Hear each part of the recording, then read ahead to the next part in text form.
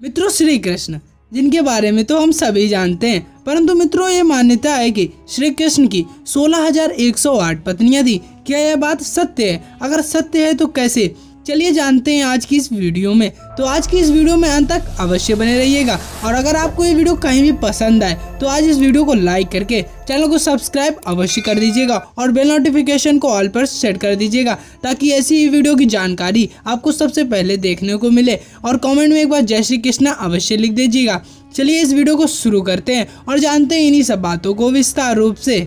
मित्रों, श्री कृष्ण पूर्ण रूप से तो सिर्फ राधा रानी से ही प्रेम करते थे, परंतु जब उनका विवाह रुक्मणी से हो गया तब इससे इस संसार में राधा रानी सिर्फ उनकी प्रेमिका के रूप में जानी जाने लगी। मित्रों, ये तो सत्य है कि श्री कृष्ण की 16,108 रानियां थी, मगर सोचने वाली बात है कि ये इतनी सारी रानियां कैसे। मित्रों, इसके पीछे एक प्राचीन कथा प्रचलित है और जिसको लोग अपने अपने अनुसार मानते आ रहे हैं, परंतु भागवत महापुराण के मुताबिक श्री कृष्ण की मुख्य रूप से सिर्फ 8 पत्नियां थी, जिसमें देवी रुक्मणी, देवी जवावंती, देवी सत्यभामा, देवी कालिंदी, देवी मित्रविंदा, देवी सत्यता, देवी मृदा, देवी लक्ष्मणा।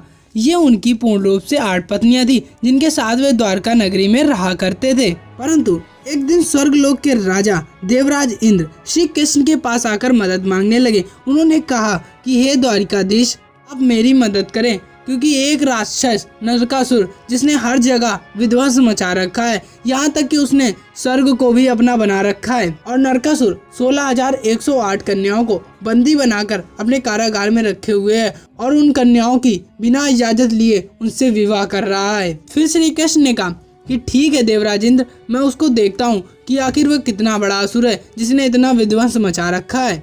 तब श्री कृष्ण उस असुर से युद्ध करने के लिए जा रहे थे। तब देवी सत्यभामा ने श्री कृष्ण को रोका और उनसे कहा, हे प्रिय, मैं आपके साथ चलूंगी।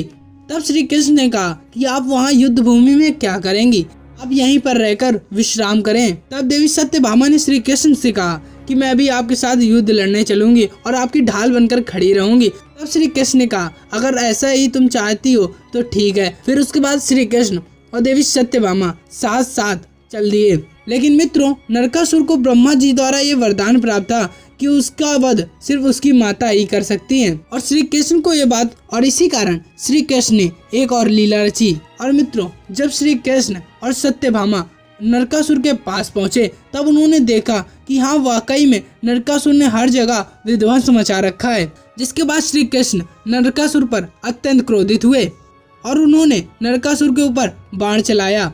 लेकिन श्री कृष्ण के बाण का असर नरकासुर पे कुछ भी नहीं पड़ा क्योंकि नरकासुर को तो वरदान प्राप्त था। इस कारण नरकासुर को कोई भी बाण भेद नहीं सकता था। श्री कृष्ण ने फिर भी कई सारे बाण नरकासुर के ऊपर छोड़े, लेकिन नरकासुर को वो बाण भेद नहीं पाए। परंतु जब नरकासुर ने एक ही बाण श्री कृष्ण के ऊपर छोड़ा तो श्री कृष्ण वहीं मूर्छित होकर गिर गए और देवी सत्यभामा इसको देखकर अत्यंत क्रोधित हुई और उन्होंने नरकासुर के ऊपर एक मामूली बाण चलाया और वही बाण नरकासुर की छाती को चीरता हुआ उस पार निकल गया और नरकासुर का वहीं वध हो गया। इसके बाद जब श्री कृष्ण कारागार के पास गए और उन 16,108 कन्याओं को बंदी मुक्त कराया और उनसे कहा कि हे प्रिय, आप जिस जिस स्थान से हैं आप अपने स्थान वापस लौट जाएं। तब उन कन्याओं ने श्री कृष्ण से कहा कि अब हमें अपने पास कोई नहीं रखेगा क्योंकि इस राक्षस ने हमें अपनी पत्नी बनाकर रखा हुआ था, अब हमें कोई नहीं स्वीकार करेगा। अब हमारे पास 2 ही रास्ते हैं, या तो हम वैश्य रूप धारण कर ले। तब श्री कृष्ण ने काफी सोचने के बाद कहा कि हे प्रिय, मैं आप सबसे विवाह करता हूँ और मैं आपको अपने साथ रखूंगा और मैं आपको हर उस चीज की इजाजत दूंगा जो आप करना चाहें। तब श्री कृष्ण ने उन 16,108 कन्याओं से विवाह किया और उनके साथ वैसा ही व्यवहार किया जैसे अपनी 8 पत्नियों के साथ करते आए थे। और श्री कृष्ण ने उन कन्याओं से विवाह करके उनकी इज्जत और मान और मर्यादा सम्मान को फिर से समाज में ऊंचा कर दिया। तो दोस्तों, आपको इस श्री कृष्ण की लीला कैसी लगी हमें कमेंट में बताना अवश्य मत भूलिएगा और आज की इस वीडियो को लाइक करके चैनल को सब्सक्राइब अवश्य कर लीजिएगा। चलिए मिलते हैं अगली वीडियो में। आज के लिए इतना ही। जब तक के लिए जय हिंद, जय भारत।